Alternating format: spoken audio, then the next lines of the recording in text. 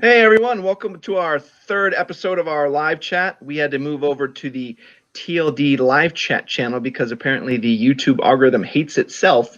So if you make a lot of live videos and then it just hurts your channel overall. So Joe actually let me know about it, talking with his buddies, and it was very true. We noticed some serious loss in views from putting the live channel out there. So anyway, so we're out here now. We're going to be talking about the videos that we went over this week. We were just talking about though how how we used to have some really cheap builds, like a $500 arrow build. Where would you hearing that from, Jason? That things are going to get all So the the cheap guy, guns. the guy that I buy reloading supplies from, he's been in the business for 40 years, and he was just standing outside smoking a cigarette. He's like, "You mark my words." That's kind of his voice. Mark my words. Those $500, $600 Anderson ARs are going to be going for thousands soon. You can't imagine. The PSA is going to be a Gucci gun. Like, watch out! I got my PSA. I'm still waiting for the dagger to come out, man. Wasn't that we were excited about that in what 2019? Yeah. I mean, I'll still buy one and review it. I mean, I'll check it out at this point. P320s are just shooting people left and right. No, I can't say it. I have one too. You know, I can talk fast because I have one too, and I still love mine. I'm not getting rid of it. They're being hush hush about it, so I'm curious to find out what happened. Yeah, the guy probably. Interesting. Yeah, it wasn't like, was it in a holster? Like, well, what was it out and about? Like, well, like, what were you doing? But they got rid of all of them. Yeah. Mm-hmm. So for those of you that haven't heard, it's like the Joint Terrorism Special Forces unit from Canada. One of their guys shot himself with a SIG P320, but that was basically all they said. Yeah, they said No the gun went details. off on its own, but they didn't say like in what configuration. Like, is it went off on its own with me touching the trigger? Like, it didn't say. Oh, here we go. So we got Joe in here, one of our patrons. I was at a local gun show 2 weekends ago and saw a BCA sell for $1,300. Should have bought it, man. I used to get mad. Like, we used to get the BCA barrels for free, and I just get annoyed. Like, stop! I don't want those. Like, I don't want that. The only BCA I have trouble with. You guys have any issues with your BCAs? Nope. No. But you had an issue with yours in your left-handed gun. Agreed. And we learned a valuable lesson in never build left-handed guns, even if you're left-handed, because they're horrible. Mm-hmm. I mean, Cody, your Stag's okay though, isn't it? Yeah, but that came all together. So yeah, that was all together. Yeah, we tried to put that one together. Bolt carrier and everything. Yeah. All right, so let's talk about some of the videos we did this week. Joe, you want to start us out talking about your 6mm arc?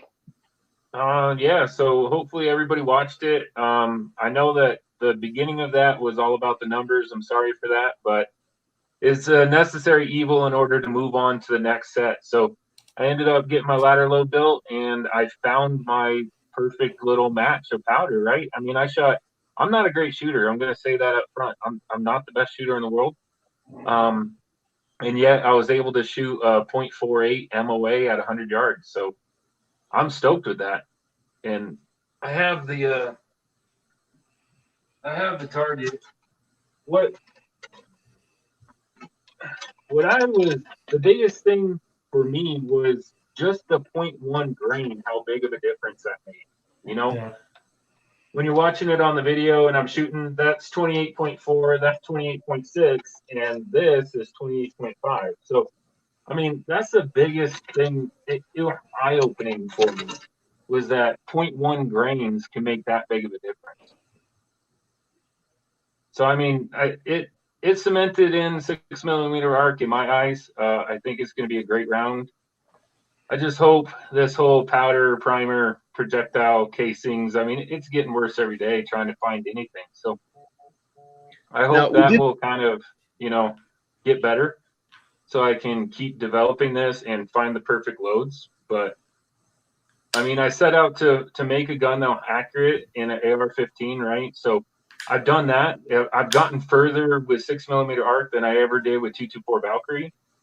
So now it's time to push out to distance and see what it can do. I have 108 grain projectiles that I'm going to do a ladder load up for and find the good balance on what powder and how many grains to use and all that stuff. And then I'm going to punch it out to 1,000 and see if I can bring steel at 1,000 yards.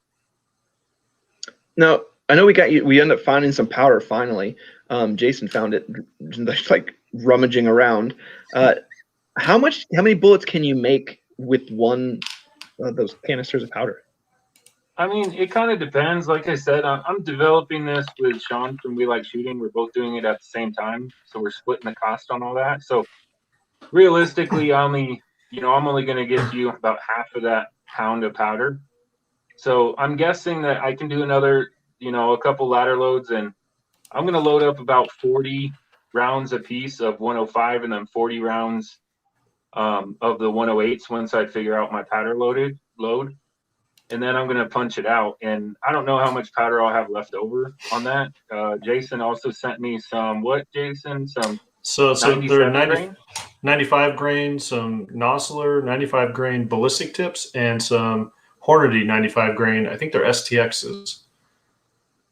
Yeah, so it'll be fun to try to develop that with the CFE 223 powder for the 95 grain too, because the 108s are going to do great at distance because they have the mass to push all the way out and not slow down as much.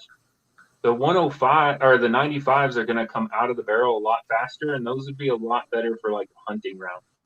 I but agree. They're obviously going to drop off faster at distance. So I don't know. I'm definitely going to work on the 105 and then see if I have enough, or the 108s, and see if I have enough powder for the 95s. So, and to kind of go off of Walsh's question, so a pound of powder average, it's like 7,000 grains. So you take your powder measurement for whatever your round is. Let's say it's 30 grains. So 7,000 divided by 30, you're going to get 230 some odd bullets out of that. It makes sense. And that's if you don't mess up and you don't lose any powder. Yep. Y'all didn't know y'all were going to come out and learn math today. Yeah. Yeah, that's right. Welcome to Jason Teaches Math, everybody. Good. How do you do that with the new math? What do they call it again? Common Core. Common Core, yeah. I want to see you draw it out. Yeah, let's see a long explanation of boxes. All right, boys and girls, here we go. So, hey, Joe, I did want to add to a bunch of guys were asking on your video. There's some comments on there asking why you use the CFE 223. They're also recommending the Levolution powder. I don't know any of that. I have 4 powder in mine. Lever Revolution is one of them. Also, the Power Pro Varmint is another. The CFE 223. I based the CFE 223 number 1 at what we had. Number 2, the only one that I could find, and number 3 on Hornady load data. It was, I think, the top fastest or maybe the second fastest projectile that they had. So I'm looking for speed because I'm trying to punch out to 1,000 yards. That's why I used it. But I definitely want to develop off of Lever Revolution and the Power Pro Varmint also. I just can't find it. Okay. Now, I know a bunch of people talking about, and I just didn't know enough about it, how you had to measure. It seemed obvious. You have to measure every bullet, like you did the ogive of a certain bullet, and you have to measure all of them or all that data. What are they talking about? Yeah, so, each projectile is set up different, right? So, like the 95 grains are going to have a shorter tail. You got to lose that weight somewhere. So the ogive is the fatter part of the bullet, from my understanding, the fatter part of the projectile that actually makes contact in the lands and grooves. So you're measuring it, you want to put a projectile in the casing and measure that with each different projectile that you intend to use. I just, for the 108 grain, the Hornady match, I didn't have any at that time, so I couldn't measure it. So I just based it off of the same data that I had for the 105s. Is it perfect? No, but I can tell you that it was almost making contact with the lands and grooves. So I needed to push it back anyway, and I only pushed it back, I think, 4 thousandths. So it's not like I made a huge pushback. But yeah, I mean, now that I have the projectile, I can measure it and do it correctly. And if I ever buy a box of their match ammo again, then I'll have the measurement for it. It's just in today's day and age when you can't I can't just go to a store and buy this stuff anymore. So I only had 5 rounds left. I decided to just wing it. That's what I did. And I don't know, people get upset when you don't do things the way that they want you to do them. So it is what it is. But guess what? It's my gun and it's my money, my rounds, and I do what I want. People get mad when I use an LPVO at 1x. So I mean, just walk through that mentally. Not gonna let that go, are you?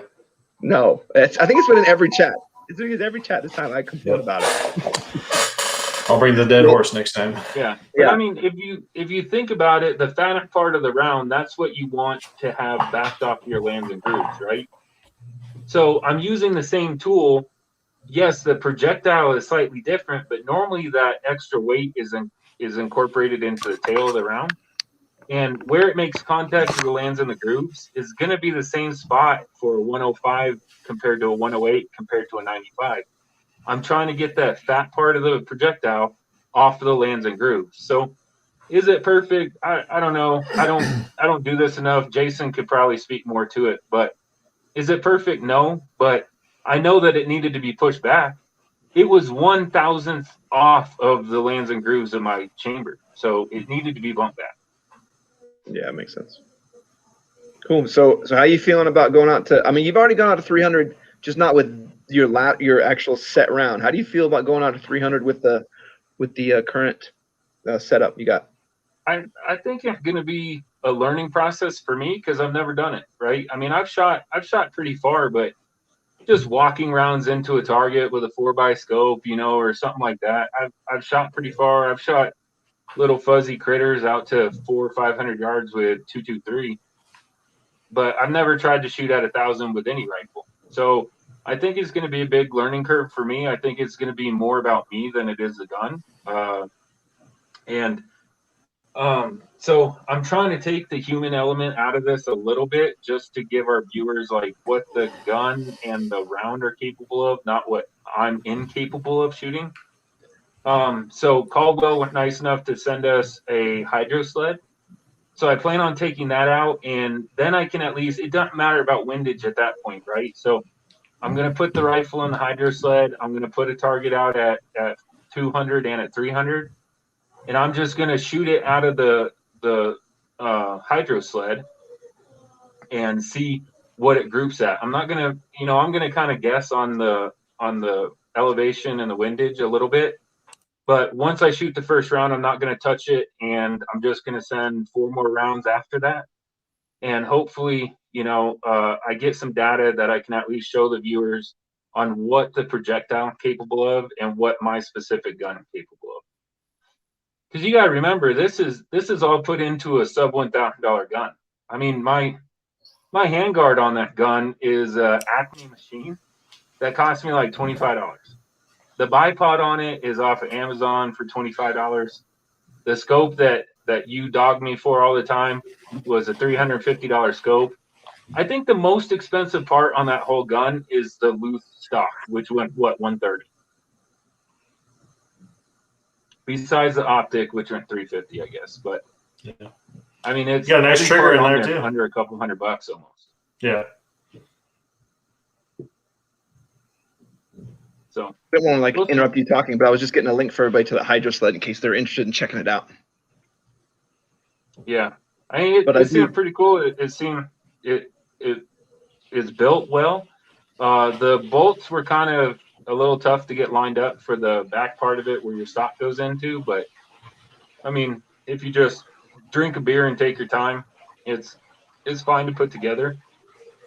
I think the range that we go to actually have water at the range, which will be a plus because then I can dump it out and fill it up out at the range instead of having to pack all that heavy sand or lead bags or whatever. So I think it's a really good concept. Or if you go shooting in a sandy area and you just want to fill it up with sand there, rocks there, I really like the idea of it. I do like the idea as much as I dog you about it, and I know we talk about this every episode, and I really do want to see it.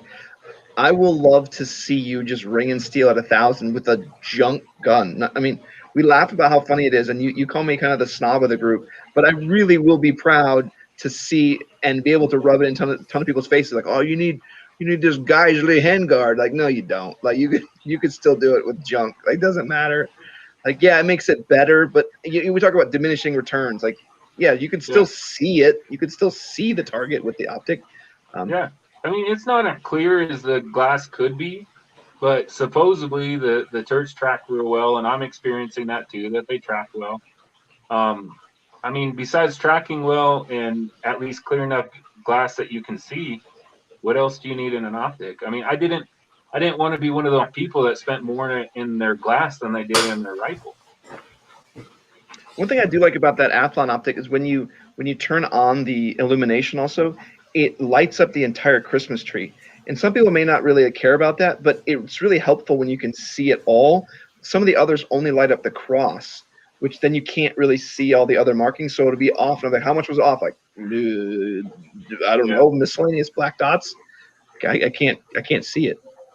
I'll be honest, I've yet to use the illumination on it. I mean, I go shooting during the day, so I don't really need it. I just haven't seen a need for it yet. True. All right. Well, one thing I wanted to we'll step forward, but Joe had another comment for us. He's saying that he had a side charging 7.62 upper. It ran good. Then the charging handle fell off all the time. I'm assuming he's talking about that BCA side charging upper. Don't you have that, Joe? Yep, I have it for 7.62. Did you have any issues with yours? No. So on mine, the nub that sticks out the right side of the bolt. So mine just crudely like drilled and tapped into the side of the bolt. That will come loose. In my gun, I have a Magpul grip. So I took, Magpul has that compartment in the grip, in the pistol grip. So I took an Allen wrench, wrapped it in some cloth, and put it in there just in case. If you shoot 100 rounds out of that little thing on the side, the little nub on the side, it's going to loosen and fall off. And I don't dare Loctite it in because you have to remove that in order to get the bolt out to clean the gun.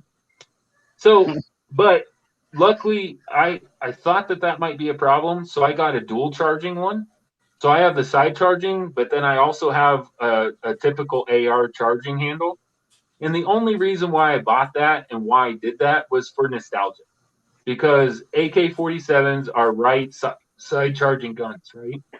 And I was building an AR, but using the AK-47 round, a 7.62 by 39. So I wanted to go with nostalgia and have a right-handed side charging gun. But if mine falls off in the dirt, I can still run that gun all day long because I have the rear charging handle also. We gotta have a nickname for Patreon Joe. Maybe that's just what we call him. That's who Eyes Wide Shut is. Have you had? Does yours double charging also? Let me know if yours is dual charging or if you're just SOL whenever the handle falls off. I'm kind of curious how that works out. And I'm a little upset you don't like you like a side charging upper, but you're not a huge fan of the one we're working with. But whatever. Oh, yeah, well, there's a difference there, Walsh. There's a difference. If my charging handle falls off, it's fine. I have the rear charging handle. If yours falls off, you're not fine. You're not okay. True. Or if it's true falls out, I'm just the AR is a proven platform. Yet, you'll have people argue back and forth all day long, AK-47 or AR, but the AR a proven platform, and the gun. I'm just curious to see if the gun you're using is going to work.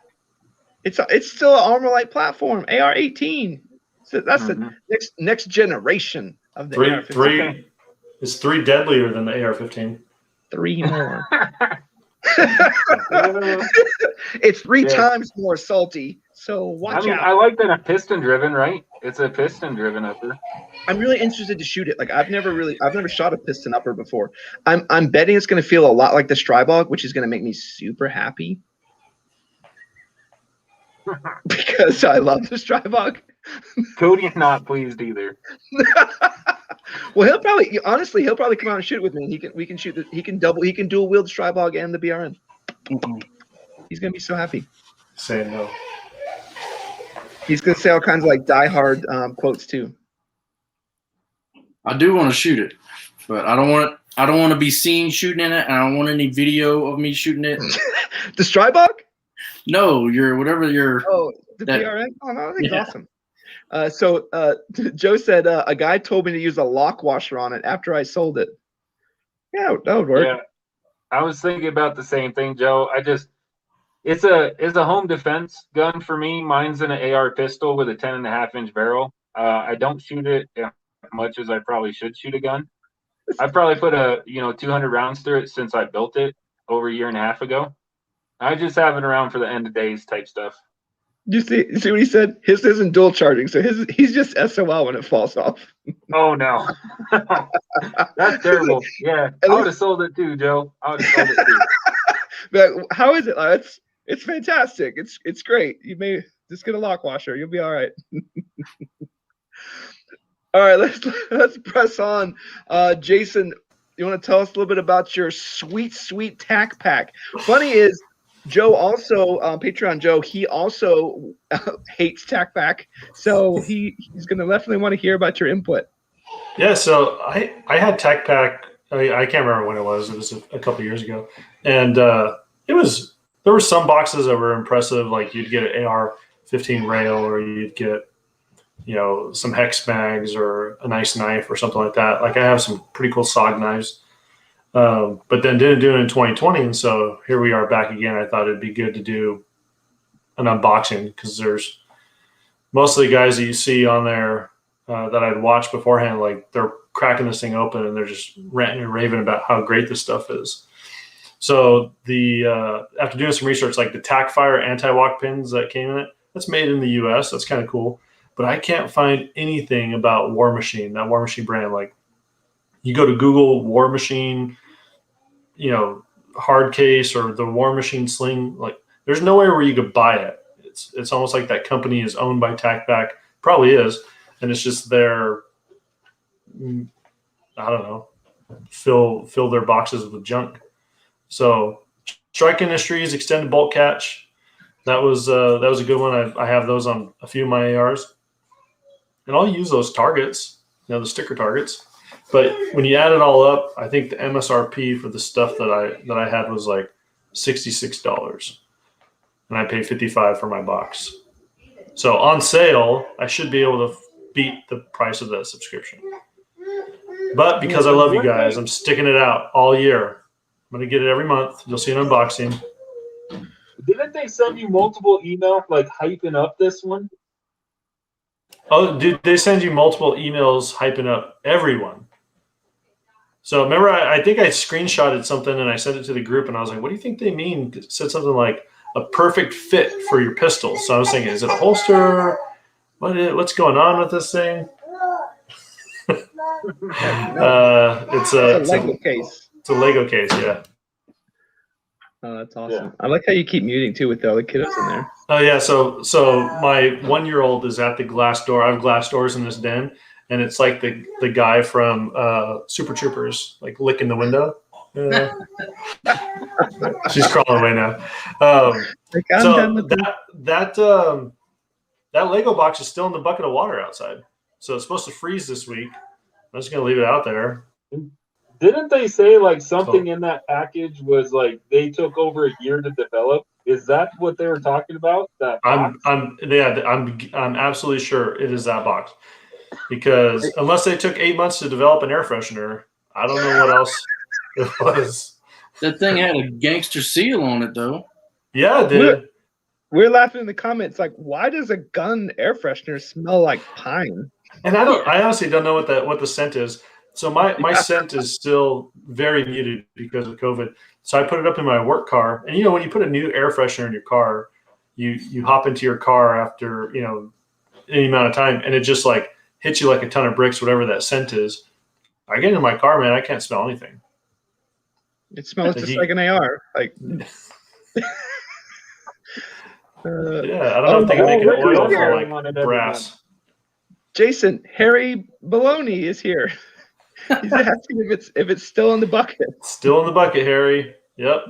Yeah, so I was telling the guys, temperature out here is supposed to get down to the 20s this week. So I'm leaving it out there. I probably what Walsh and I were talking about is you might see it next month. I'll probably just leave it in there for the month. Here's my thing. There's nothing in there I need. Imagine if it's leaking though. Like how disgusting. Like you got to like pull it out and then just put that wet, gross, like Beanie on. Just to put that beanie on. Be like, oh, nasty. Didn't you put the targets in there? I did, yeah. And a multi-tool? Yep. A Glock barrel. I put a Glock barrel in there. Oh, that'll be fun. Yeah, I put a speaker, like a little. It's an old speaker that I had that I got from some guys at 7th Special Forces Group, but it charges with like I forgot mini USB. I think that's what it is. Not mic. I don't know. We're at like USB-C, and the one before that was I think mini, and then the one before that really looked like a trapezoid. The PlayStation 2 one. Yeah, exactly that one. Yeah. So it charges by that. If I can find a cable, it probably still works. But it won't after I pull it out of that bucket. Cody and I, full disclosure, Cody and I hadn't seen that video until after it was posted. And Cody and I had the same exact question for you, Jason. What's that? Firehouse Sub sells buckets? Yeah. Yeah, dude. Yeah. Yeah. $3, $3. And the money that they get from selling the buckets, they donate gear to firefighters. But you said it was like pickles. Yeah, it's a pickle bucket. So it's if you like dill pickles, like my daughter, my teenager, she loves dill pickles. So I brought it in and she'll like pop the lid off and stick her head in it, like just take a big old whiff. Yeah, I can just imagine how that beanie's gonna smell with dill pickle water on it. Yeah. Well, so our thing is, especially during wintertime, we'll leave it outside uncovered and just won't touch it for weeks. And that mutes the smell of the pickles pretty good.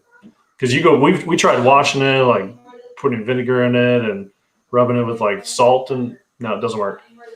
That's pickle juice. Pickle juice, yeah. So here's from Joe. Out of 5 TacPack, the best thing I got was a SOG knife. I think you mentioned that, Jason, you got a SOG knife in yours. I have a cheap sling I got off eBay. It's just like the War Machine sling. The cuties on it are horrible. Yeah. I'm personally, like, if it was me watching, I would subscribe to you. I'd be like, man, I want to know more about what's going to come in these horrible for those. Go ahead. What's that? No, go ahead, Cody. I was just going to say, I vote that you try a different, like, pack or thing. Yeah, so my thought was if I do it through this, I feel committed. Like, I'm gonna stick with TacPack for the year just to show people the good and the bad, mostly bad, I think, that you're going to get. And then next year, I'll pick a different one and do it. I don't know. Maybe I'll do 6 months and then do the last 6 months, something like that. Or a quarter, like, every quarter I swap it. Because if you do 4 months of this and it's just horrible stuff, I'd be like, dude, just switch. Just cancel. Just stop. You get a collection of those pistol boxes. No. Could you imagine if you had a whole bunch? It'll be interesting to see, Jason, at the end of the year, like separated in 2 piles. Stuff that is just filler that you wish that they hadn't sent you, and stuff that you would actually use. Like an air freshener? Then tally up the total of the price on the stuff that you would actually use and compare it to what you spent for the year. I can do that. Yeah, that's a good idea. So, and I like the. No, I was gonna say I like the idea of maybe breaking up in quarters. So, maybe I'll just do this through March and then find like a battle box or something, or that Cody sent me one shield box. I think it was what it was called for law enforcement. We'll see. I think it would be cool because sometimes they look cool, but you don't know if you're just going to get a whole barrel of junk. Yep. You know, and it's just like. Well, if you subscribed in January, you would have gotten a box of junk. Box-o junk. Literal box of junk. Box-o junk, yeah. Yep. Have you seen the battle box commercials? He was pulling stuff out of like a wooden crate. Which one? The shield box?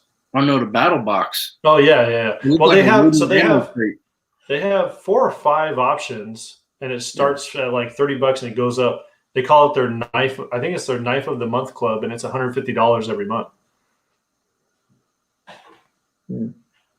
Maybe they can sponsor us. That's too rich for my blood, man. 2 months, I could buy a scope. Yeah. Yeah, a nice Argos. Yeah, they're on sale. Yep.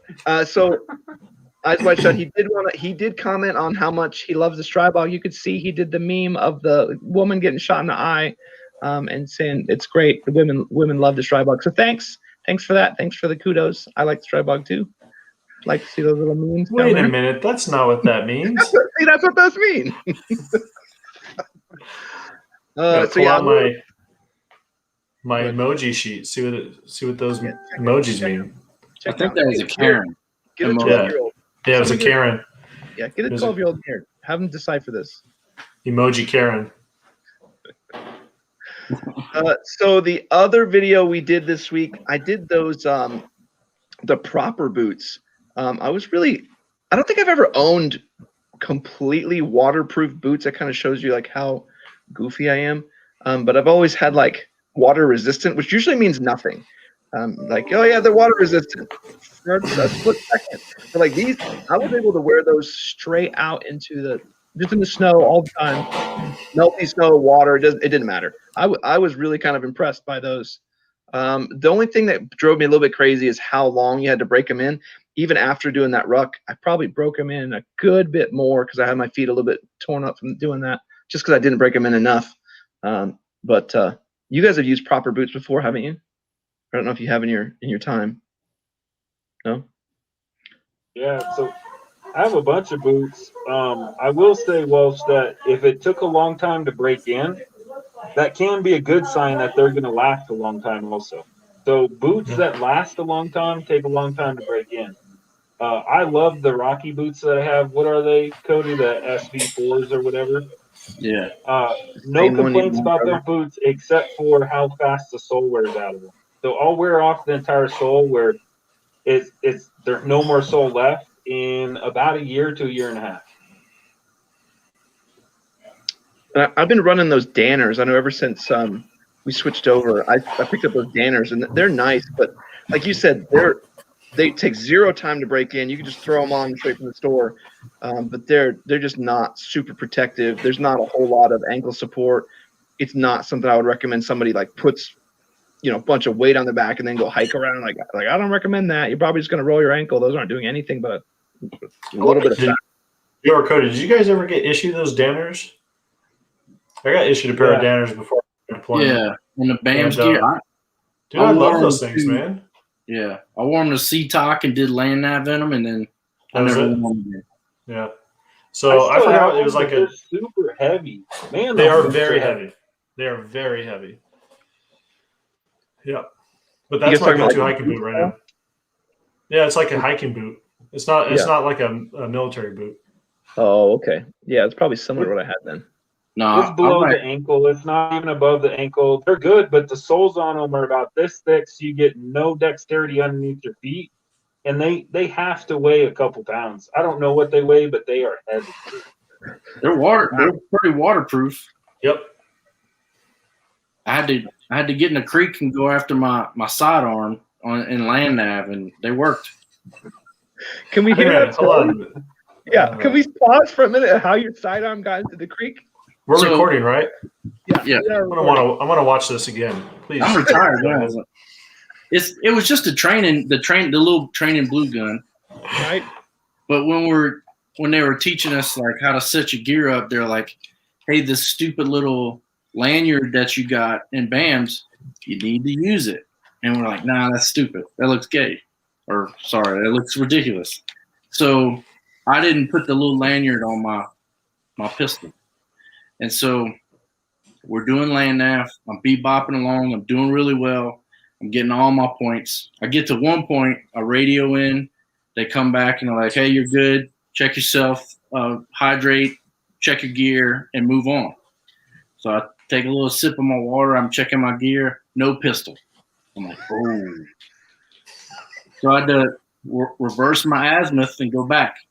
And so I remembered I traversed this little creek over a tree like this, like putting my leg over it and sliding across it because I wanted to go in a straight line. I wasn't going around it. And that's where it was. It was in the Coyote. Yeah. It was in the creek, is in the water. So I had to get in there and get it. And I was the last one to get out of the woods. Did anybody ask why you were all wet? Yeah. And guess what? Nobody had to go look for my gear because I had it all. They're like, "Why? What took you so long?" I was like, "Well, this is what happened." And you're like, "Good on you." Yeah. Because if I would have lost it in there, everybody in the class would have had to go back and get it. Oof. Well, I guess that's good on you. May as well take a minute. Yeah. Save everybody trouble. You would have gone on that lake anyway. I passed. So Did anybody lose any gear? They didn't use their lanyard? no. I didn't use my lanyard. I didn't lose gear. I didn't lose anything. But I didn't monkey crawl across a tree either. Right. Just Nope. go around. I just walked right through. I just went around it. I do not box around an object. I go through an object. Like Yeah. I got tore up from just going through thorn bushes. I'm not boxing this out. Like The whole time Joe was Just thinking, gonna go I wish through I had a Casey Jones mask on. Listen, of the people in this chat, if you ask me, Yep. I unplugged my rifle and was swinging it clear and brush with my rifle. Like a machete. if you ask me, if you're like, hey guys, we got this map. Which one of you guys are going to go just a straight path? Like Cody and Joe, they're just going to go straight through. Like there's lava in the middle, they'll jump it. Like they'll find a way. Figure something Boxing out. something takes weight. It's too much math. All that. No. Nope. Nope. Like me and Jason will be like, all right, man, here's what we're going to plan now. Here's our 10 stops on the way. Yeah. And Cody's over there tiptoeing around lava. He's like, I got it. Keep going. I'll see you guys on the other side. Yeah. He'll be like, telling us losers.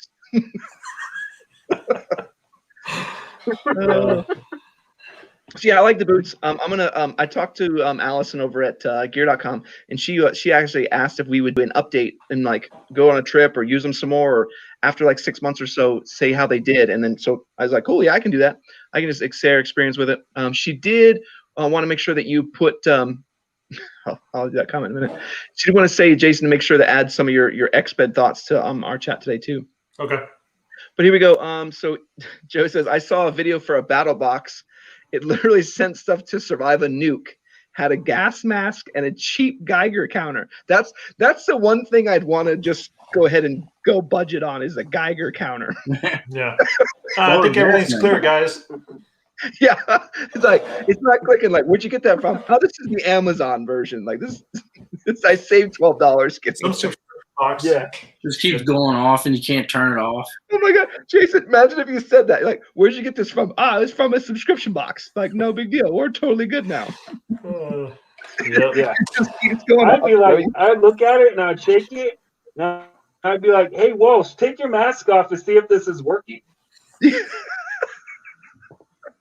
Like, I can't tell. Oh, that's Why are funny. my legs burning? Walsh is dead. Nope, it wasn't working. Nope. Oh, of course. Yeah. No, I have no doubt that you would go straight through also. I had zero doubt about that. You and you would have been like, I lost the side charging from my upper. But I know you did. But Get a lanyard for it. Yeah, get a lanyard for it. Yeah.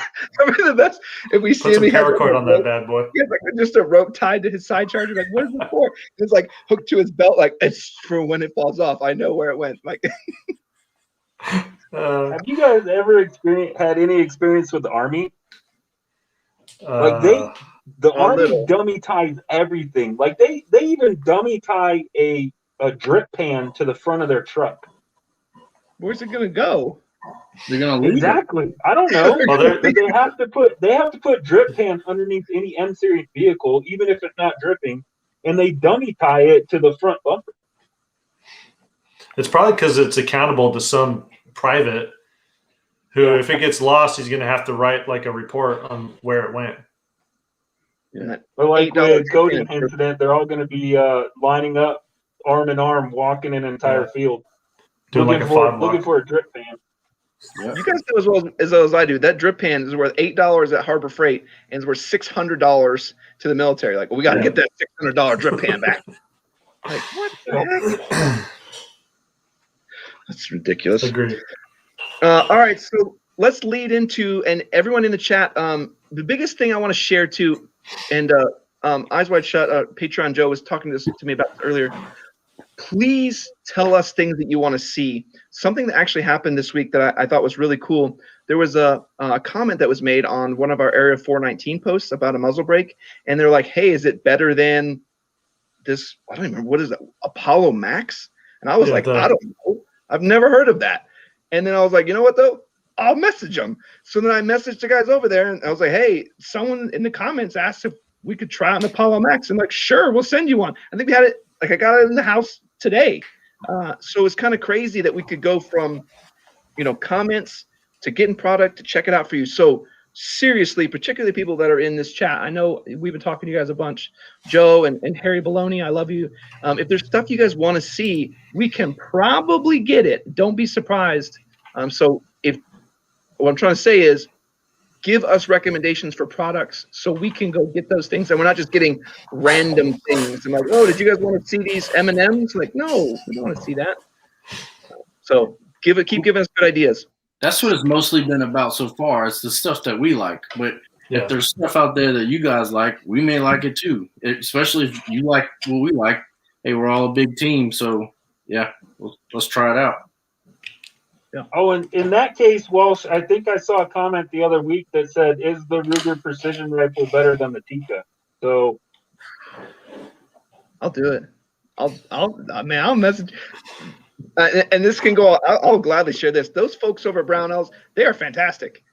We started working with them, and they're, and we talked about that last time. And Jason was like, "I can't believe we're working at Brownells," and those people are the nicest ever. They're like, we did our fair. I did my fair of dumb stuff, and we had to rectify some things.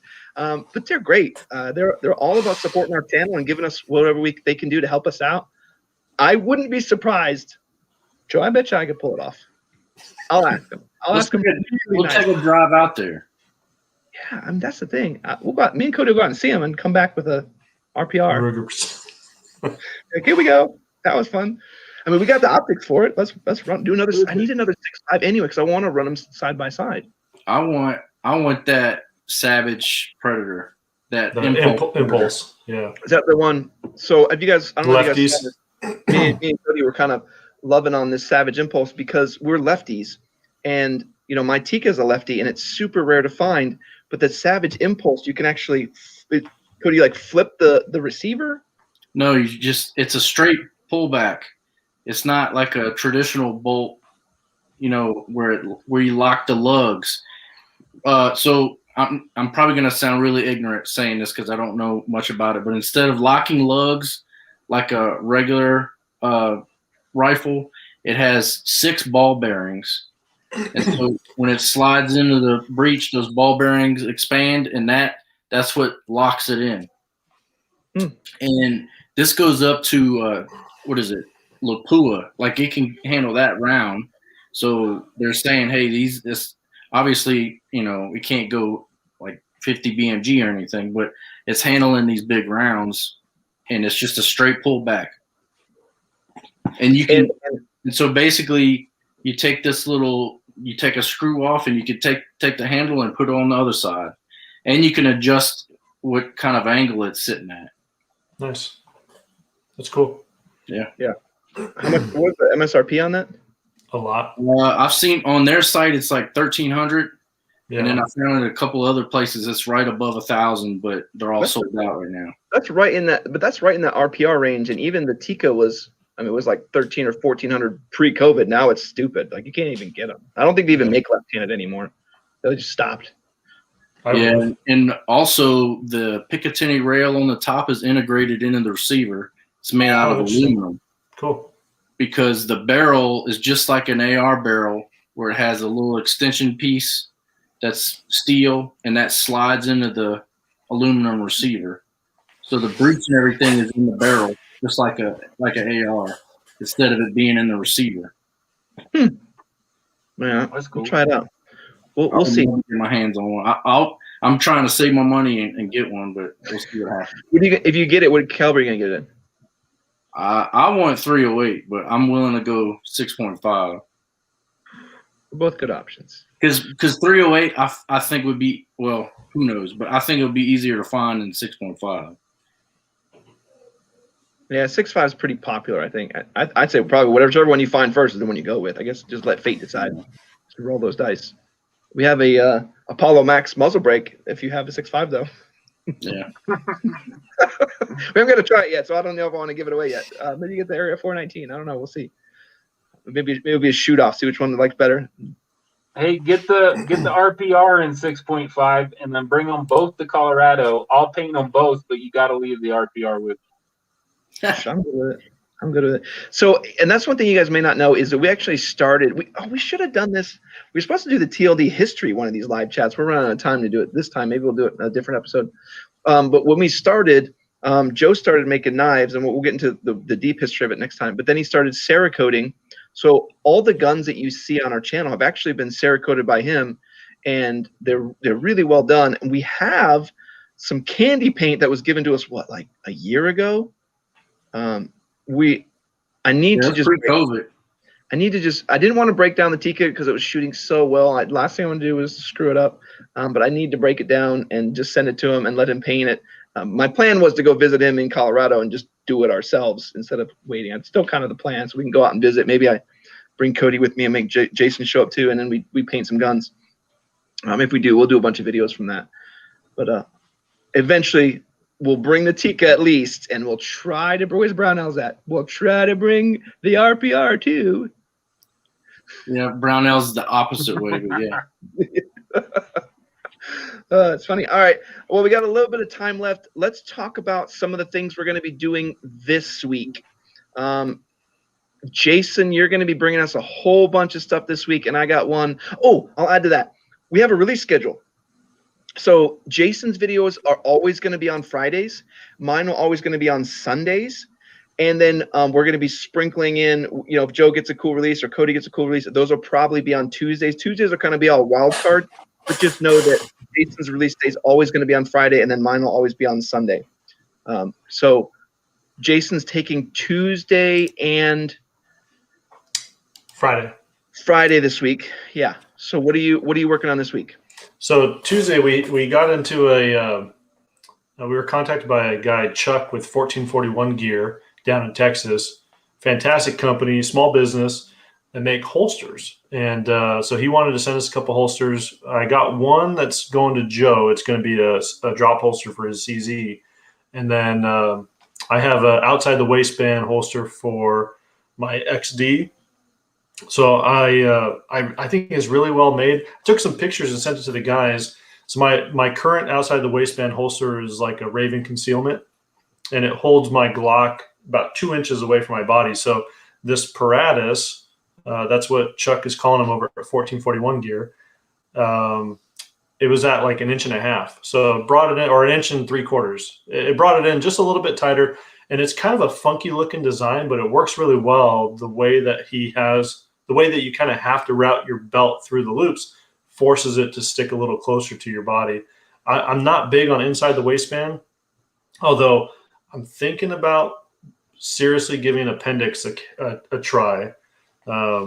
Cody's got me kind of on that bandwagon, so I got to find some holsters to start trying that out with. But I'm going out to the range tomorrow. I'm going to try to go out tomorrow to actually run it through some paces. I'm going to do some one by one drill. So you draw, you have one round in the mag. So fire, slide launch the rear, drop, reload with another mag, fire. The other mag only has one round in it. So I'm going to be doing a lot of 1 by 1 drills with that holster. And one of the things I don't do a lot is draw from clothing like this. I'm very used to throwing a jacket out of the way, but actually drawing how I am, going out to the grocery store. I want to practice that. So clearing the holster, clearing my clothing from the holster. I'm also going to be trying to do some one-handed draws, like you're being attacked. So defense, draw one-handed, and trying to clear the clothing as well. So I'm going to put that holster through its paces tomorrow. And then my Montana adventure. So I went to Montana last month. Finally, I'm working on that video tonight. That'll be out Monday. Just an awesome adventure with a bunch of guys that I know. First time snowmobiling, first time to Montana. Beautiful area. Yeah, I fell off a couple times. And I'm very honest about this. So I did not get it on video. I got the after effects. Like after I fell off, someone that was on top of the hill was like, "Oh, camera!" Right, started recording, and you see me like trying to lift the snowmobile out of the snow, but did not get video of me actually falling off. We'll try to add that to the back of the video anyway to try to get that little clip. That I got another one. I got a different one for that, but yeah. And then you have, I know we talked a little bit about XPED and a little plug for gear.com. I know they sent us a whole ton of gear for your other trip. You want to share a little bit about that? You're going to go on so I'm going to be going out to Mount Adams. We're going to be doing this. A buddy of mine, we're going to be hiking in about 6 miles to this campground. XPED hooked us up because I have some winter sleeping bags, but I don't really have winter sleeping pads. And so they sent for me and my buddy winter sleeping pads, packs for that, pillows, a tarp, a tent, like a 4-season tent. Excuse me. So when I added it all up, MSRP on the stuff they sent us was a good chunk of money. So very grateful to XPED. It's on loan. They didn't give it to us. So I got to get it back to them, but very, very grateful. It's going to be an awesome trip. I'm going on a trip next weekend. So that video will be coming out probably end of February. Couple weeks, yeah. Cool. And then I got one coming out this week. This is going to be the Eagle Operator gun belt. So this is actually going to be the gun belt it's going to end up going to Joe. I didn't love this belt. I think Joe won't mind it. He doesn't have a million belts like I do. There's some things that just really annoyed me. So you'll see that in the video. I hope you enjoy it. And then there's another company we are working with that we really have our hopes up for, and me and Jason have been kind of talking about these guys for a little bit, and that's on Blackhound Optics. They're small like us. They're just some little guys, and they sent us their 1x8, and their prices, they're reasonable. Like they're Argos prices. Yeah, they're reasonably good. So when I say that, I haven't looked at it. I literally have a box over here. I can show it to you, but it's just a big white box. I haven't even unboxed it yet. I really have my hopes up. I really want it to be good, but I'm going to give you an honest answer on it if it's good or not. So I'm really kind of hoping they pull through. We're going to try out a couple other optics and see how they work. So that'll be in the future, couple weeks in the future, though. I think we got a little bit of time. And then Joe, you got what's your plan coming up? I know you got some you had just finished too. Yeah, so I did a video on the Hellcat. So I have done a little bit of work on my Hellcat, just trying to close the loop on the whole trigger thing, the issue or non-issue. I ended up switching out my trigger just because I was able to get a trigger for free from a buddy. So if I'm able to get a trigger for free from a buddy, I'm going to swap it out. So I just did kind of a quick update for the Hellcat just to bring everybody that cares up to date on what I've done with the Hellcat. The red dot, you'll have to watch the video, but the red dot, it's an expensive red dot, and I'm not super happy with it. Because it's British. I might do something different with it. But videos. I also figured out a little fix to, I figured out a little fix for the O-Light, so I think I'm going to buy an O-Light and throw it on it. Just making it into a more reasonable everyday carry. Right now, I like to carry that gun in the summer because I can conceal it really well. It's so small. But without a light, without a good optic, it was just an update on that. But really, next for me, I got some work stuff coming up that I'm not going to be readily available, but I need to make the rounds that we already talked about and get on this 6mm arc to kind of close it out. I think after showing a 300 yard, 300 yard groups and trying to shoot for 1,000, I think that's going to be just about it for the 6mm arc. It'll be a good closing if I can ring steel at 1,000. So that's what I'm kind of working on. I want it to get a little warmer before I start going out to 1,000 because the range it's out in the flat, so it's super windy out there. And when it's 20 degrees and windy, man, it's miserable. Like the last couple 6mm arc video have been miserable, cold.